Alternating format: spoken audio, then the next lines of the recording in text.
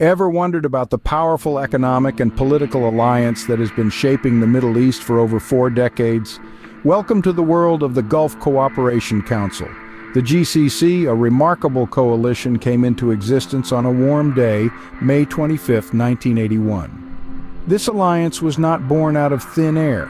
6 visionary nations, Bahrain, Kuwait, Oman, Qatar, Saudi Arabia, and the United Arab Emirates, came together, setting aside their differences for a shared vision, a vision of unity, stability, and prosperity. They envisioned a Middle East that could stand tall on the global stage, a region that could harness its vast resources and potential for the greater good of its people.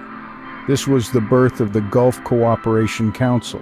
From its inception, the GCC has been a beacon of unity and strength in the Middle East. But what's the structure that holds this alliance together? The Gulf Cooperation Council isn't just a simple alliance. It has a well-defined structure and diverse organizations that keep it functioning smoothly. At the top, we have the Supreme Council, which is the highest authority in the GCC. It's composed of the heads of member states who meet annually to establish policies and propose recommendations. Next, we have the Ministerial Council, made up of foreign ministers or other government representatives from each member state. They meet every 3 months to implement the Supreme Council's policies. The Secretariat General is the administrative and executive body of the GC. It's responsible for coordinating and integrating various cooperative areas among the member states. Underneath this structure, we have different organizations such as the Monetary Council, which aims to establish a common currency, and the Standardization Organization that sets common standards for goods and services. This intricate structure and multitude of organizations ensure the GCC operates effectively. But what exactly are they tasked with?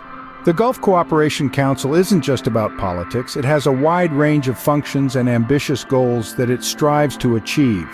At its core, the GCC is about promoting economic cooperation, and it does so in various ways.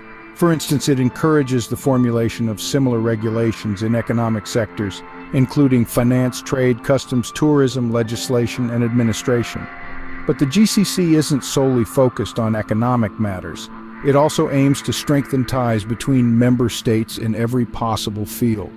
This includes establishing unified educational and cultural programs, fostering scientific and technical progress in industry, mining, agriculture, water, and animal resources, and even encouraging cooperation of the private sector.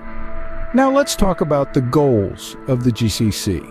It's no secret that it has big aspirations. One of its significant objectives is to create a common market among the member states, which would allow for the free movement of goods, services, and capital. This is not just a lofty ideal. It's a concrete plan that is already in motion. Another major goal is to establish a common currency. This is a complex task that would require a high level of economic integration and coordination, but the GCC is determined to achieve it. The idea is to strengthen economic stability and facilitate trade among member countries. The GCC has big plans for the future, aiming to foster even more cooperation and unity among its members. But what does the future hold? The Gulf Cooperation Council has come a long way since 1981, but it's not stopping there. It has grand plans for the future. So, what's next for the GCC? Well, the Council has a vision that's as broad as the Arabian Desert and as ambitious as the tallest skyscraper.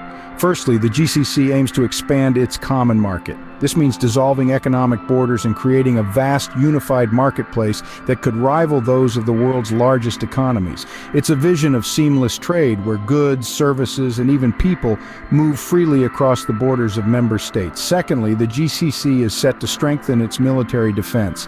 The Council is not just about economic cooperation, it's also about ensuring the safety and security of its member states. It plans to build a united military front to protect the region from potential threats, ensuring a peaceful and stable environment for its people and businesses.